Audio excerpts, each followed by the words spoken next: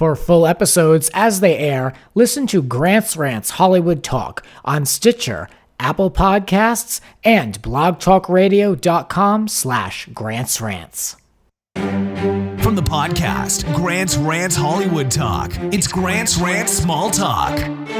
Let the ranting begin. I'm back with another recap of The Real Housewives of New Jersey, Season 8, Episode number 3, The Apology. And I am joined by Housewives superfan and divorce lawyer, there's a twist, Jonathan Melton. Welcome, Jonathan.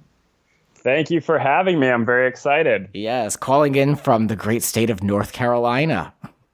Oh, yes. And I love that you said before the show, New Jersey is your favorite. So Jonathan is a legit viewer. He probably knows the show better than me, so it's going to be good. Jonathan and I connected over on Twitter, and we decided, why not recap Jersey together? If you want to recap the show with me, let me know. I've got a few requests, so I'm interested. Let me know and I'm open to it. Let's talk about this show. I want to do a brief recap. You know, I like to look at the details, but also there's a lot of things that have happened. Overall, I'm encouraged by this season. I'm encouraged. I'm going to keep watching. How are you feeling about this season? Jersey is back. I feel like they struggled the past few seasons. I think they have finally regrouped and hit their stride. I think Margaret Josephs was genius casting. I think she is going to be to Jersey what Dorinda is to New York, what I think Erica was to Beverly Hills. I think she is great. Yes. I mean, it's so overdue. And I feel like my grandmother watches the show and she's like, oh, I don't recognize half the cast. And I'm like, that's actually a good thing. Like, they scrapped so much, and a lot of people left, but you know, they kept Melissa and Teresa, who they have to, and they've built around it, and they still have a little bit of that with Joe and Joe Gorga, and right. But the new direction is encouraging, and I mean, I've really spent a lot of time analyzing this show, so I'm very glad that there's something actually there that I can sink my teeth into. So let's talk about it. Margaret is getting ready to premiere this launch party in 4 days for, I don't know what that was, for summer cosmetics bags. I don't even know what it is that she's putting out there, but so her husband is a slow contractor, and she talks about how he was so distracted by her pigtails when they met. I'm like, okay, I'm sure. But I think most people probably are. Yeah, a grown woman. I was just more thrown off about the fact that, well, two things, that she's throwing a party in her house and it's not finished. Like, I'm getting a lot of Moore Manor, Chateau Charest vibes. Why do these housewives continue to film events in their house when their house is not done? Not only that, if this is supposed to be such a successful business, why wouldn't she rent out a location? You know, I mean, why would she ever put it in her house to begin with? Why would she want people in her house for something? I mean, especially on a TV show, it makes it look like so small potatoes. You know, wouldn't you want to be out and get a nice venue, maybe in the city or in Jersey City or somewhere, to showcase all these products? Well, I think definitely if your house isn't done, but she said this twice. Actually, no, she didn't say it. She tweeted. I was following her, and she live tweets while the episode goes on. So I watch and I follow her Twitter. And she tweeted twice that they had moved into that house right before filming started, which makes me think she only got the house to show off on the show, and she couldn't wait to show it off on the show, so she wanted to throw this big party there. That's what I think. Yeah, I thought, you know, if this house is so big, I just imagined that room that was under construction would just be, you know, something they'd have to hide. I didn't think that would be the room that they would have all the cameras and the crew. You know, I thought there would be another finished room in this big house, but I guess not. I think filming in half-finished houses is just becoming the housewife thing. Yeah. Well, she's fitting right in already. Episode 3, and she really is just a part of the show, so much so. She's like a natural fit. So I'll give her that. House and, construction or no construction. But Siggy's still angry, and she's really upset when it comes to Margaret, and she's telling her husband all about this, and she's especially sensitive about the soggy comment. I mean, come on. You know, I mean, are we going to be able to get through this season? I mean, is she going to manage her? Is she going to be able to get through it if she's offended by something so minor? Well, I think it's interesting. So we're seeing her husband this season, and he really wasn't on last season, and they didn't refilm the intros, so he's not in her intro card. It's still just her kids, but he's clearly agreed to film this season. So I think it's interesting to see their dynamic because he seems so mellow and she is so wired. Yeah, but he did encourage her, though. Oh, yeah, no, that's really uncalled for. Yeah, no, I can understand. Like, he didn't really, from my perspective, he didn't really talk her down or, like, the other house husbands, like, kind of roll their eyes. He kind of, like, was, like, which I guess someone could say it was a good thing that he was there for his wife and that he supported her and how she felt. I guess that's a good thing, too. But I thought that he would try to bring her down to earth a little bit. Yeah, I just think watching their dynamic play out this season will be interesting. I think you always understand more about the housewives when you see their husbands. Mm-hmm. And I think that's probably a big part of why they want the husbands on the show. And I'm glad that her husband is on the show this season because I think we're already seeing a different side of Siggy, but now just seeing her dynamic at home, I think we're going to learn even more. Yeah. Shout out to Danielle Staub, who never says no to an invitation. I mean, this girl, she hadn't even been invited yet. Margaret said at the boutique, I'm having a party. Danielle's like, great, I'll be there. And then Margaret's like, I'm inviting everyone. I love it. She's sniffing out the cameras and she's showing up. Yeah, because like you said, at the boutique, she's right there front and center. And there's nothing to do with her because it's all about Melissa and Margaret and, they're talking business. And Margaret says that Siggy blocked her on social media. I think this is one of the stupidest, most passive-aggressive things. I had a roommate block me once when we lived together. I mean, I know these women aren't living together, but they're at the beginning of a long season. So uncalled for and so awkward. Well, Siggy has blocked me on social media, so I feel your pain, Margaret. Really? I think that, yes. I tweeted that I thought she was acting nuts about the cake, and she blocked me. I've always been a fan. I think, am I not allowed to disagree, Siggy? But I think blocking might just be her thing. But wow.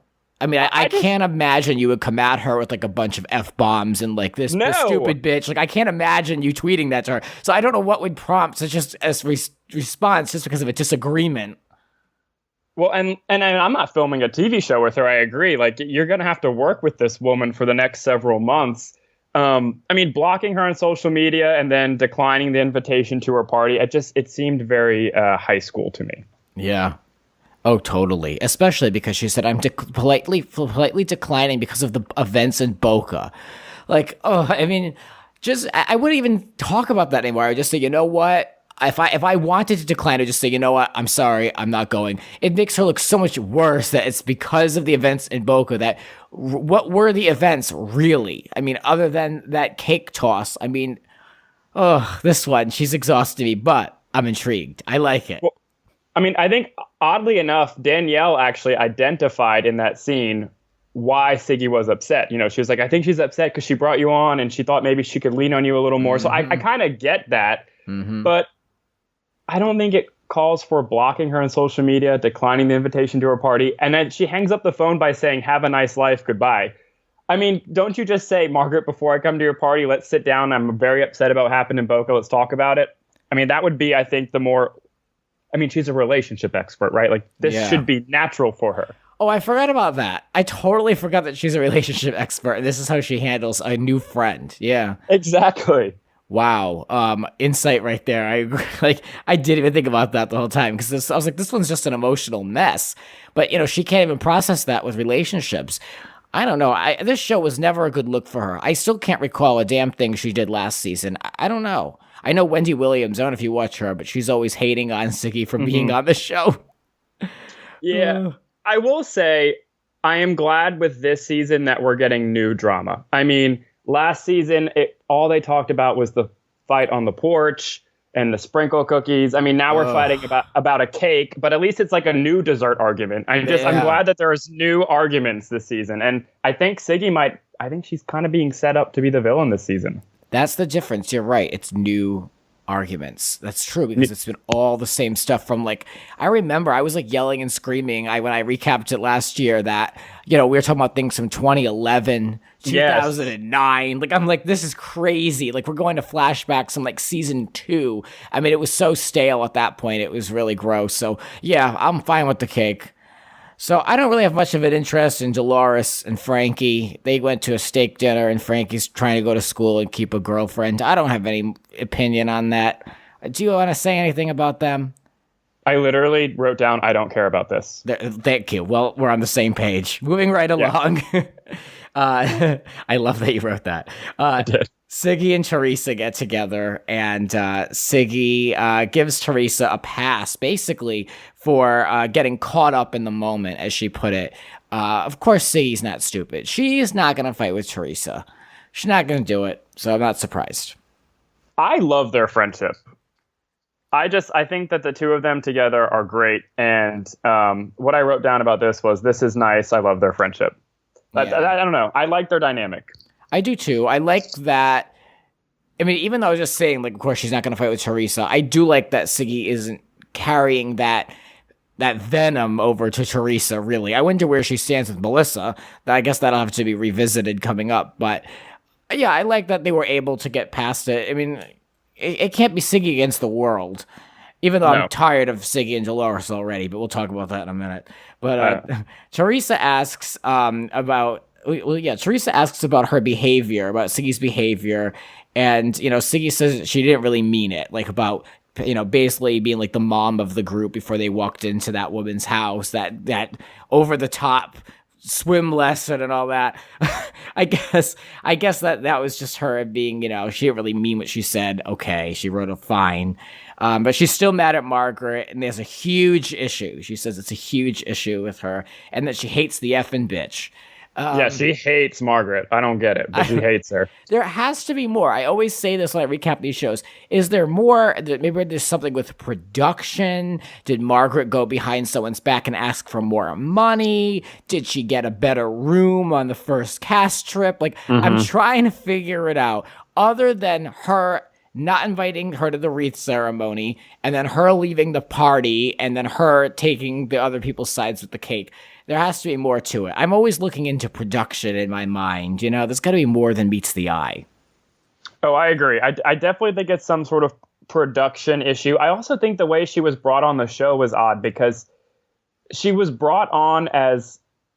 So, like, Siggy knows her employee, and her employee was probably like, I have this boss who's rich and eccentric, and she should be on the show, and she probably put Siggy in touch with Margaret. Did you catch that Jody woman in the first episode who's been to like 16 of Siggy's book signings? Oh, okay. I'm remembering now. So just the whole, I think she's a great fit for the show, and they did a great job of just integrating her seamlessly. But there's something odd about how Margaret got on this show. Yeah. And I think that might be causing some of this problem. Yeah, I mean, I listen to a lot of podcasts about all the Housewives, and a lot of people have been calling that out about their relationship. They're questioning just how genuine their off-camera relationship has been, and up to this point, how well they know one another. And I think you're spot on with that. So I think it might have been where Margaret and Siggy had some understanding where Siggy's like, I'll get you on the show. You scratch my back, I'll scratch yours too. And maybe she feels Margaret didn't uphold her end of the bargain. I don't know. I'm just speculating. Yeah. Oh, it could very well be. Anyway, Joe Gorga surprises Melissa with some strip mall restaurant. And I can understand why she'd be pissed, especially after we had to sit through him being a misogynist all last season, bitching, complaining that she had to open up her own place and it was going to take time away and all this. But when they went in, I understand that he bought it for his dad. I get it. I do understand it, but I mean, obviously I'm all about communication. So if someone's doing something like investing our money into a restaurant, you better well know that I need to know about this. So I can understand why she's pissed, but I understand in general, he's doing it for his dad. They're trying to keep their minds busy and stay distracted, and you do what you got to do. I agree. I thought it was very sweet that he did it for his dad. I will say that I thought it was bad that he told his dad before he told his wife. Did you hear him say, like, I told dad yesterday about it, and she's finding out right then. So that was not a good look for Joe Gorga. Yeah, I mean, we have to remember, like, these two are sleeping next to each other. Like, he had the opportunity to tell her. You know what I mean? Yeah, that's a bad look. Didn't he already do this with that garbage truck business too? Like, what happened with that? Oh, I don't know. He claims he's an entrepreneur. Yeah, what happened to that? Because he didn't reference that. He just said, oh, I can't just be, be in, he didn't say real estate, but in development or whatever on everything. So, I mean, the whole thing with them back in that house is very odd. I can't figure them out. I don't know. These people who are entrepreneurs, like Alexis Bellino's husband, what do you really do? Just buy and sell businesses?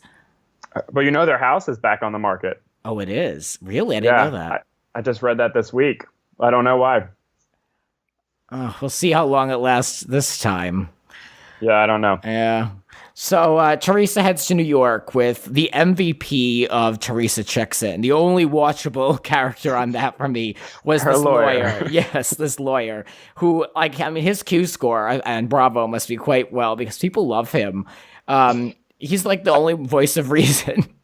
He's also like the most familial lawyer. I mean, he goes to their house, he gives them hugs and kisses, he drives their kids to school. I mean, I don't do that for any of my clients. Maybe I'm not like a good lawyer, I don't know. But like, he's just very integrated into their family and their life. Well, that's great. It. I'm glad that you mentioned that because I want to talk to you about Teresa. What would she have to gain if she were to finally divorce Joe? Given that he's up for possible deportation, he's been in jail, what would that process be like for a client of yours? Just big picture. Well, I mean, I think the biggest issue in their case, I would think, is going to be the custody of their kids, because if he is deported and she ultimately says, I'm not going with you, this relationship is over, I'm staying here. I mean, he has a right to see his children. I don't think that a judge would ever allow him to take them to Italy with him, certainly, but he's going to have time with them, whether that's them going to Italy and what that looks like or him coming here. But it's going to be a big problem for them. I mean, they have, 4 girls? And if their dad's living on another continent, that's going to be a huge issue. I really hope that he isn't deported, and that's so weird because I feel like I know them through the show, but if I didn't, it's like I'd be like, oh well, who cares? But I don't know. I hate to say it, but I think given our current political status in this country, despite whoever they voted for, I think that he's probably screwed. Well, I mean, I think Teresa's a pretty open Trump supporter, right? I mean, she talks about. That's odd to me too, because he's being so. Trump's so hard on, I guess people who are not here legally or people who are here and then commit crimes. I don't know. I mean, I think the other big issue in their case is obviously finances. Typically, when you see one spouse committing some sort of like financial wrong, it's a way that the other spouse can maybe get more of the marital estate or more of something else. But not when they've both done it. I mean, Teresa was convicted of the same thing as Joe, so they're like on even footing there. As much as she wants to say it was his fault, and I believe her. I mean, I really think they had a traditional marriage, and she signed what she told him to sign. But legally, she pled guilty to a felony the same he did. So they're almost on the same footing there. I don't think divorcing him is really going to get her any extra favor on that sense. No. What do you think? Do you think she'll ever get rid of him?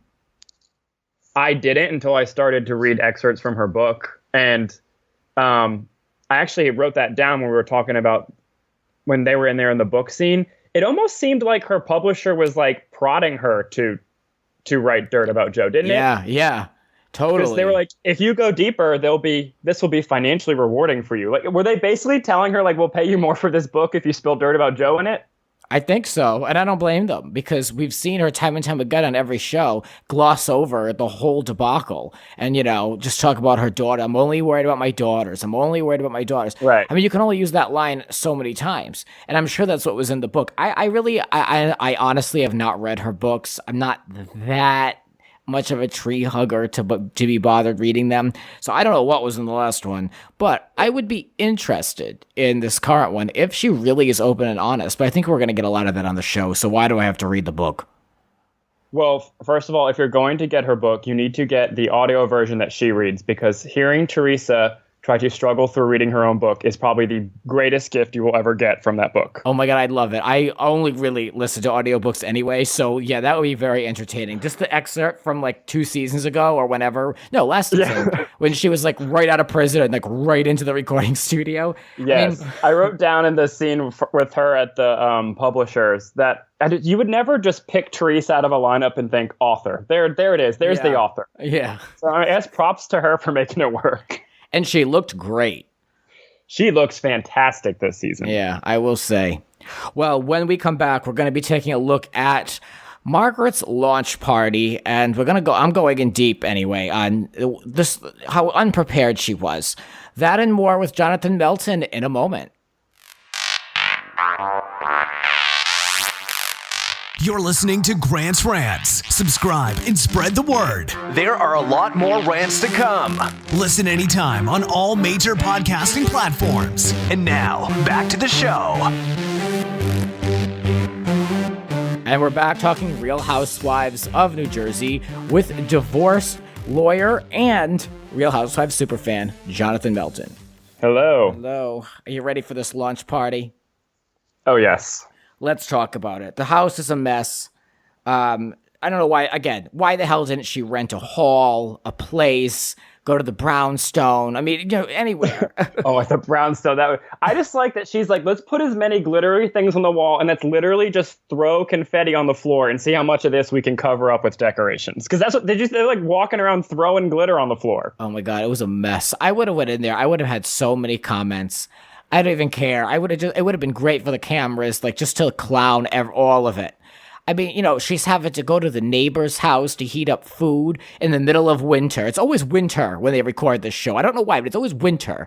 And like they're taking this food back and forth. There's no way that food is still hot. I wouldn't be that complimentary. I'd be kind of pissed. I mean, this is poor planning. That's what I would say. Because if you're going to entertain, you have to do it right or not at all, in my opinion.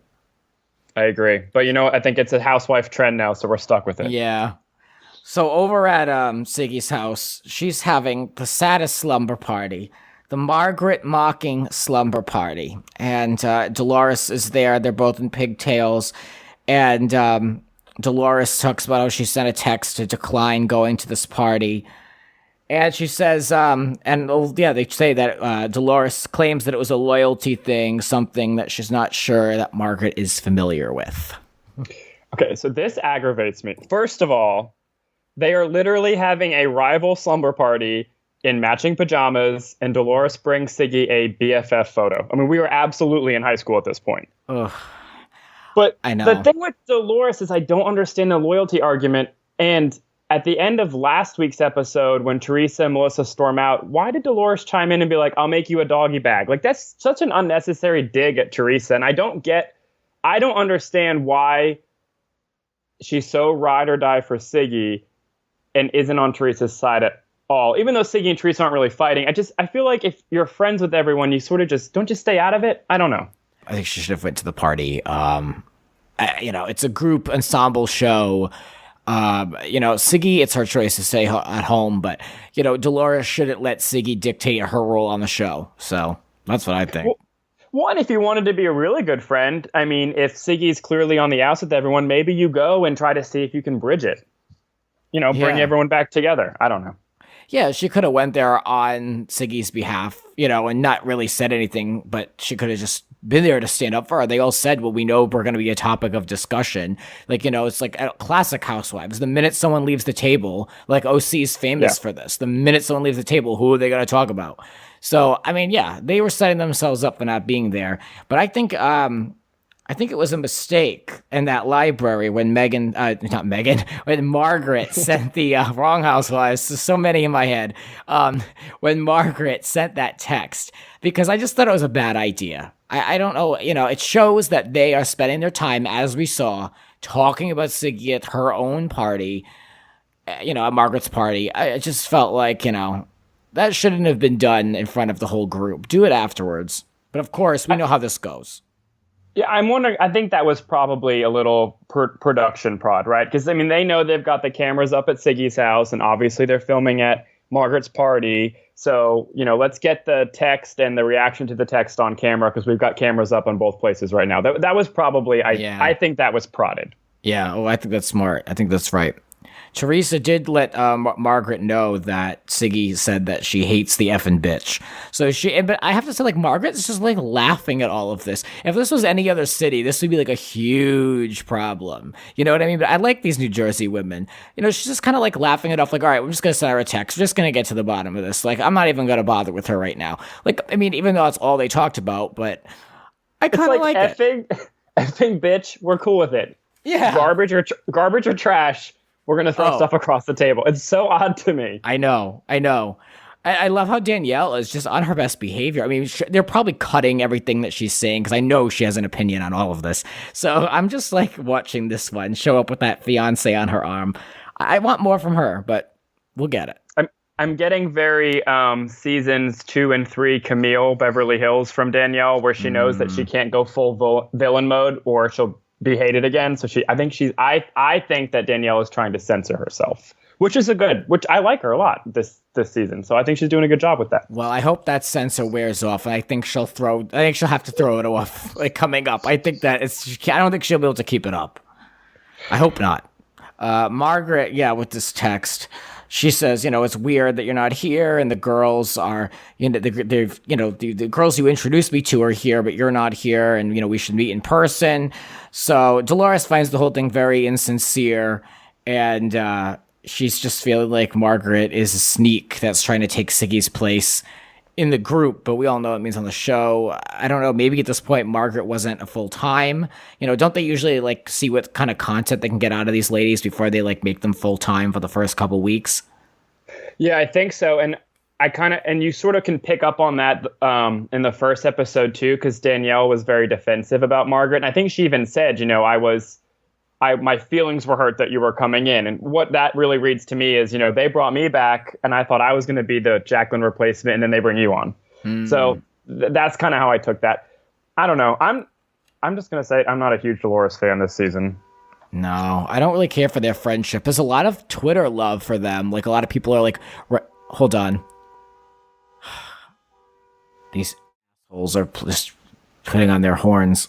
That is Siggy and Dolores outside your house. They know we're talking about them. I'm hoping it's Danielle. I'm hoping it's Danielle. That would be amazing. Anyway, so at the diner, these two bitches get together, and Margaret just wants to clarify. She wants Siggy to clarify what the real problem is. So of course Siggy just can't wait to say what's on her mind. And she says she didn't think that it was cool that she didn't get an invite to the beach. And Margaret says it wasn't intentional. Then, like you mentioned earlier, Jonathan, the problem is that Siggy, like you said, it comes down to the fact that Siggy introduced Margaret to this group of women, and Margaret views it as what she said, no big deal. And this really is what that switch that Siggy had that set her off. And she ended up having to just give in and saying, you're absolutely right, because she knew she wasn't going to win. But that's what it comes down to, in my opinion. It's just because she brought her into the group and she wasn't loyal to Siggy. She wanted to get in with Teresa.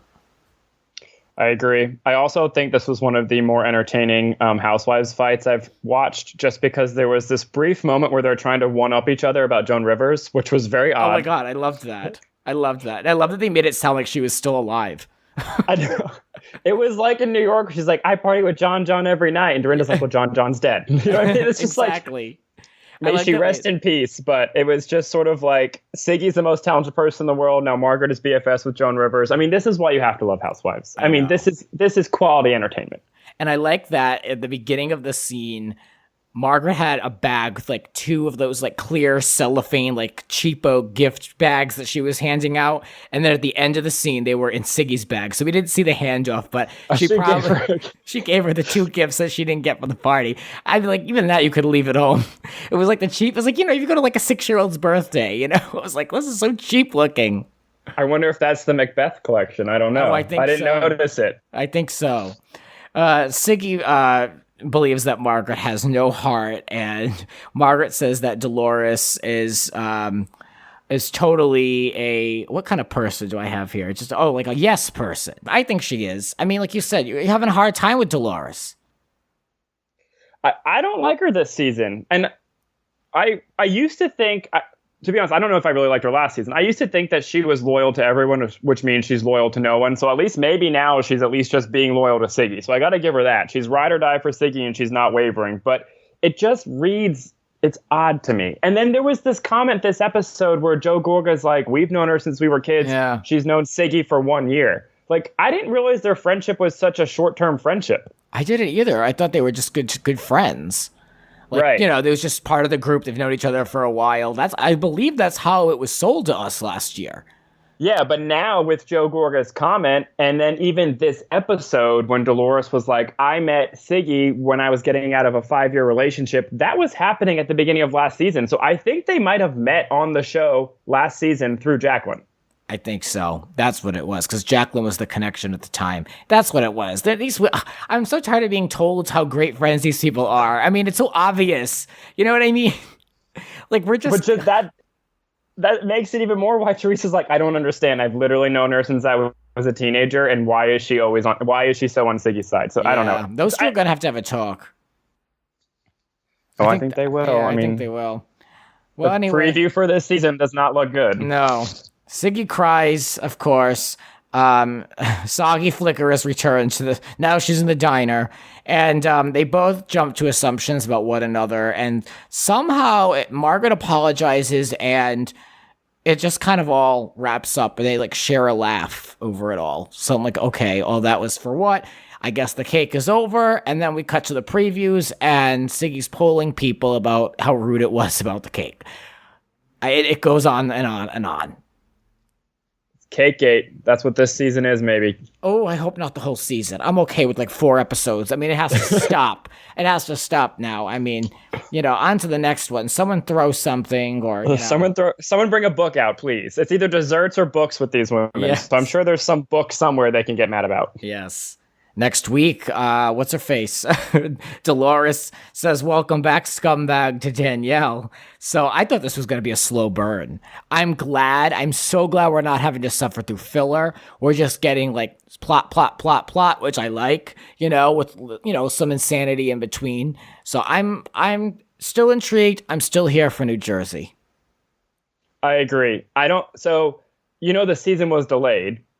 And again. And there's been a lot of flashback scenes this season, and I think what they did is they figured out where the good footage was, and it's like they almost it's like we're starting in the middle of this season. Yes. And when they need to explain something, they flash back to it, and I agree. I would rather have 12 fantastic episodes than 24 painstaking episodes, aka this season of The Real Housewives of Orange County. Amen.